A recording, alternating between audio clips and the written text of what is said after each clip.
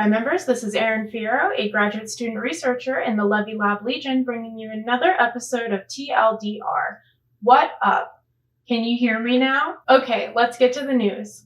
Our public lecture by Scott Aaronson takes place tomorrow at 3:30 p.m. Join us at qr.pqi.org/2020 public lecture. His talk will be about the hype behind Google's recent demonstration of quantum supremacy. For other seminars taking place in the Pittsburgh area, the International Ultra-Fast Knowledge Coffee House, a series focused on topics in ultra-fast spectroscopy from global speakers started by Dr. Petek and his group, is joined next Monday by Dr. Jamal Barakdar, who studies non-equilibrium many-body systems. Reach out to Namitha James to join their Zoom sessions. Ricardo Pinko has organized a theoretical physics seminar series, linked below. This Friday at 9:45 a.m., Andrei Gromov from Brown University will be giving a talk, Fractons and Vortices. If you'd like to attend, the Zoom link is posted on their seminar website 15 minutes before the seminar starts. PQI seminars featuring graduate students, new graduates, and/or postdocs are still on the table, but we do need your feedback in the newsletter survey to identify interest level and a time that mostly works for everyone.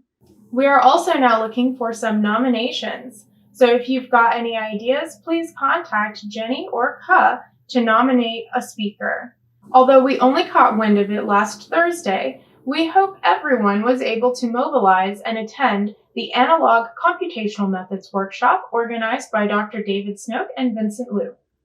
Were they intentionally stealing our thunder with a talk from Scott Aaronson 3 days before our public lecture? Of course not. We're all one big, happy family.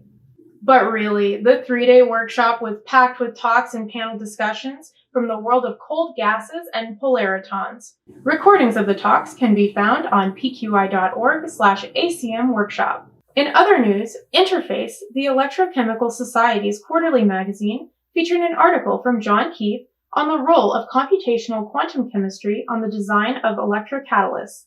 In this piece, he describes his group's approach to high-throughput screening of catalyst materials using alchemical perturbation density functional theory approximations. For example, if you wanted to compare a material's property-composition relationship, you could run a zillion calculations that would take ages to complete.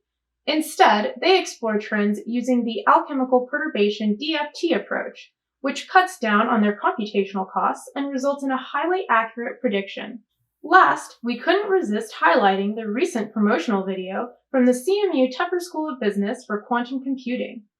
Professor Sridhar Tyre tells us that we can solve any problem with a healthy dose of quantum computing and imagination.